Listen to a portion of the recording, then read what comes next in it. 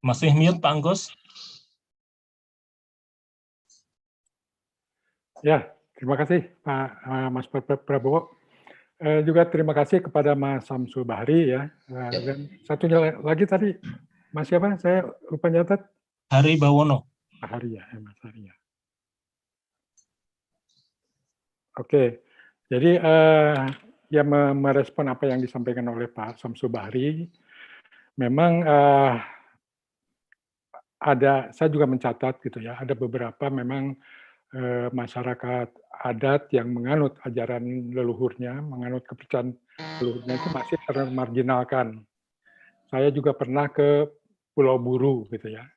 Di Pulau Buru juga sama tuh, di situ tuh di kampung-kampung yang di gunung-gunung itu, bahkan yang di kota gitu.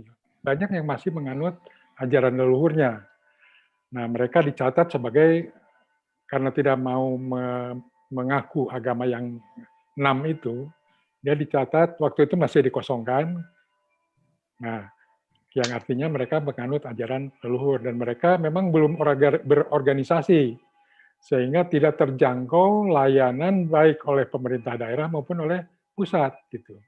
Sama dengan masyarakat yang di Tolotang tadi. Tolotang juga kan belum berorganisasi tapi masih bernaung di dalam kelompok masyarakat adat kan gitu. Sehingga layanan-layanan bagi mereka dari negara juga masih belum terjangkau gitu ya. Namun di dalam statistik saya juga melihat itu cukup banyak itu yang Tolotang itu. Statistik yang ada di Sulawesi Selatan ya, itu sampai ribuan itu penganut dari ajaran Tolotang gitu ya. Nah, itu memang belum terjangkaunya itu karena selama ini yang membina dan yang mengelola penghayat kepercayaan tadinya selama ini masih membatasi pada masyarakat penghayat yang sudah berorganisasi. Karena mereka ditupoksinya itu untuk yang perorangan, yang belum berorganisasi, tidak menjadi binaan atau tidak menjadi fokus untuk pengelolaan mereka, tanggung jawab mereka. Gitu. Namun sekarang agak berubah gitu ya, dengan dirubahnya nomenklatur direktorat, menjadi Direktorat Kepercayaan Terhadap Tuhan Yang Maha Esa dan Masyarakat Adat. Nah, sehingga ada peluang untuk meningkatkan layanan-layanan terhadap masyarakat adat. Sehingga masyarakat adat yang belum berorganisasi pun ke depan itu kami juga berharap dengan kerjasama MLKI dengan Direktorat Kepercayaan dan Masyarakat Adat itu bisa meningkatkan layanan terhadap mereka. Karena kasihan, yang diburu itu banyak yang anak-anaknya itu sudah punya akte, gitu. Akibat tidak punya surat kawin. Karena untuk mendapatkan surat kawin harus ada pemuka penghayat yang mewakili mencatatkan perkawinan-perkawinan untuk disampaikan ke kantor catatan sipil. Nah, pemuka penghayat itu dikeluarkan akte atau suratnya itu oleh Kementerian Dikbud, via Kementerian Direktorat Kepercayaan ini. Nah, karena belum berorganisasi tadi belum bisa diberikan. Nah, itu problem yang dihadapi. Nah, ke depan ini barangkali akan kami nanti diskusikan lagi bagaimana untuk mempercepat layanan ini gitu ya. Karena seperti apa yang disampaikan oleh Pak Samsul tadi bahwa nilai-nilai yang ada di masyarakat adat yang bersumber dari nilai-nilai kearifan lokal itu tidak lebih rendah dari ajaran agama dari luar, tidak lebih rendah, saya yakin. Bahkan saya kalau boleh mengklaim kita lebih dekat dengan alam, bagaimana kita mendekat dengan leluhur, bagaimana dengan sesama, bagaimana dengan ya alam lingkungan gitu ya. Jadi ada penghormatan itu yang lebih tinggi sebetulnya, lebih arif.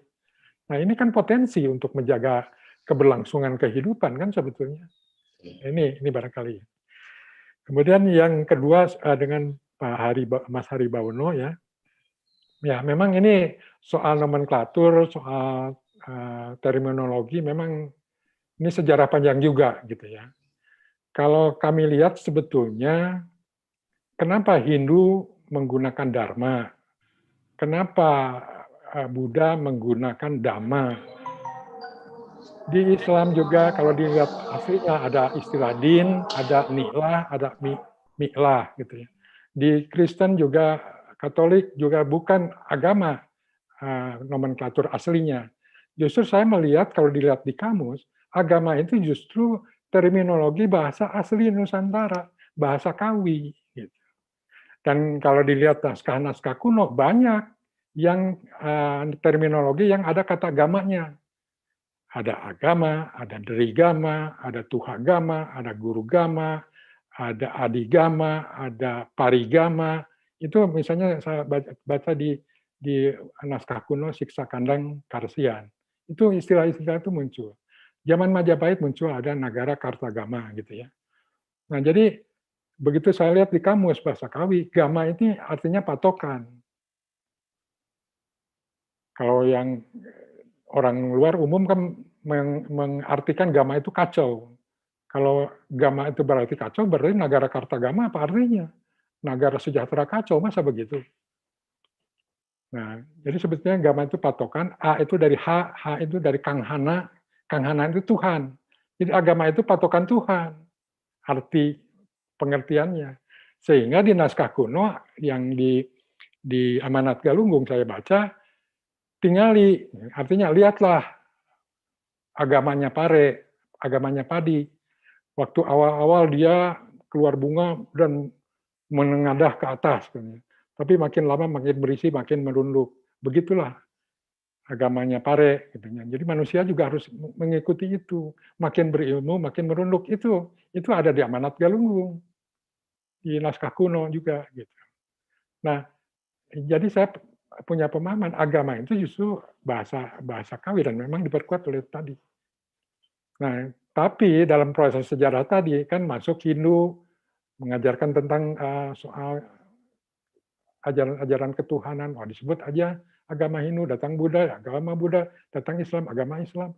Nah, yang penganut ajaran leluhur, agama-agama leluhur kan tidak punya nama.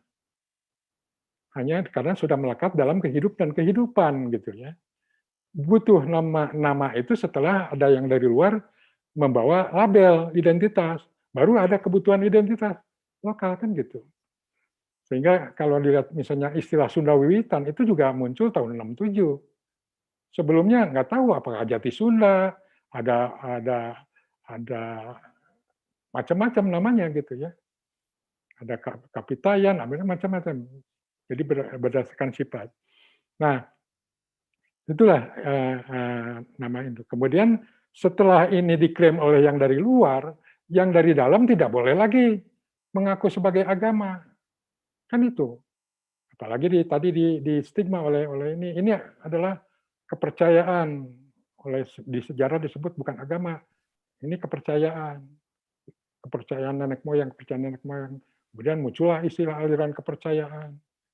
Nah, kemudian dari kalangan penganut ajaran ini, karena tidak bisa mengklaim agama, muncullah ini kelompok kebatinan, ini kelompok kerohanian, ini kelompok kejiwaan. Rohani dan batin itu bahasa Arab. Jadi saya bilang ini ketukar baju ini. Mestinya agama kita yang kebatinan yang dari luar. Nah, itu problemnya. Tapi akhirnya ya udah, karena untuk mengejar layanan, mengejar eksistensi, sudahlah jadi aliran kebatinan, aliran kerohanian, aliran kejiwaan. Kemudian lama-kelamaan kan itu juga diperjuangkan, kan tokoh-tokoh kebatinan yang di BPUPKI kan banyak, ada Wongsonegoro, ada Ranjeniman Rewedio Diningrat, ada tokoh-tokoh yang dari keraton-keraton itu kan itu banyak yang kejawen dulu istilahnya kan gitu. Nah, itu yang memperjuangkan payung perlindungan bagi penganut ajaran-ajaran leluhur ini gitu. Muncullah di pasal 29 itu adalah istilah agama dan kepercayaan.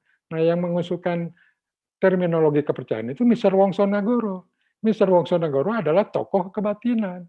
Bahkan sampai kemerdekaan sampai tahun 70-an itu beliau pegang sebagai ketua kepercayaan secara nasional gitu.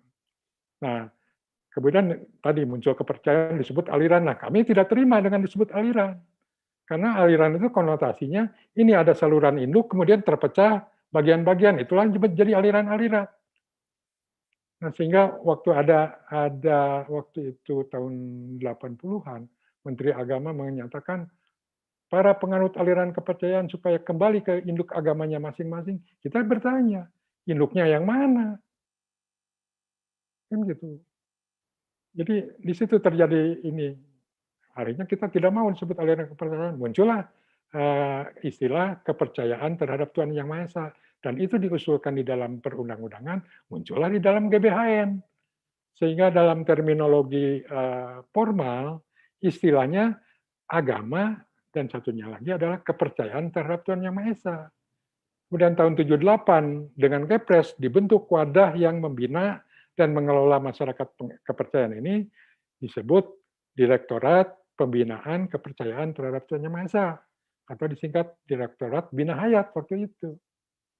Nah, jadi secara formal nama kita para penganut ajaran leluhur, kepercayaan leluhur atau agama leluhur ini disebutnya adalah kepercayaan terhadap Tuhan Yang Maha Esa. Sampai sekarang seperti itu formalnya.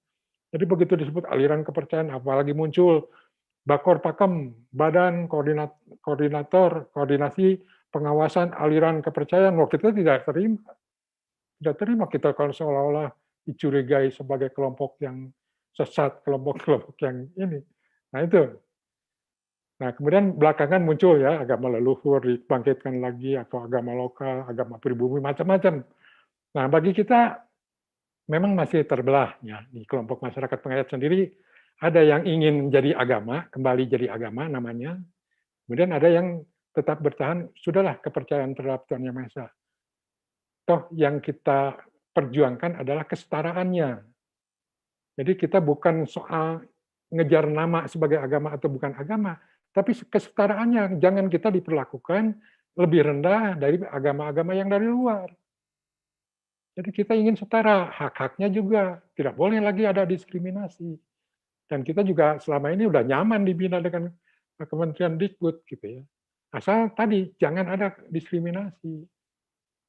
Jadi mayoritas kita lebih nyaman kalau dari definisi ataupun dari nomenklaturnya lebih ke ya sudahlah kepercayaan terhadap Tuhan Yang Maha Esa.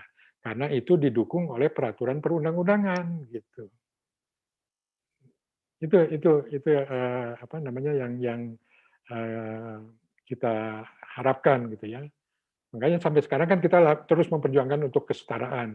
Yang masih sisa sekarang itu soal masuk TNI. Masuk TNI kita masih belum bisa masuk. Karena belum disediakan kolom pilihan agamanya kan. Kemudian Kemenham, waktu pembukaan komponen cadangan juga belum ada pilihan agama untuk kepercayaan terhadap Tuhan Yang Maha Esa. Padahal di keputusan MK kan harus ada gitu ya. Karena agama ini, istilah agama ini tidak berlaku dan melanggar perundang-undangan, melanggar konstitusi kalau kepercayaan tidak masuk di dalam agama itu gitu. Nah, yang lucunya di waktu pembukaan Komcad, agama Shinto disediakan pilihan. Kok aneh sebenarnya. Kok agama Shinto disediakan pilihan, kok yang kepercayaan yang sudah ada payung hukumnya kok nggak masuk gitu. Nah, untuk ke TNI dan ke pertahanan kami lagi memperjuangkan itu. Jadi itu Mas Hari, istilahnya untuk mayoritas kita lebih nyaman nomenklaturnya itu dengan atau terminologinya dengan kepercayaan terhadap Tuhan Yang Maha Esa. Karena itu didukung oleh apa namanya peraturan perundang-undangan dan sejarahnya ya seperti itulah. Gitu. Nanti kalau ngeklaim minta agama nanti repot lagi ini, ribut lagi, gaduh lagi gitu ya sudah. Itu aja dari saya. Makasih Mas Prabowo. Ya, terima kasih Pak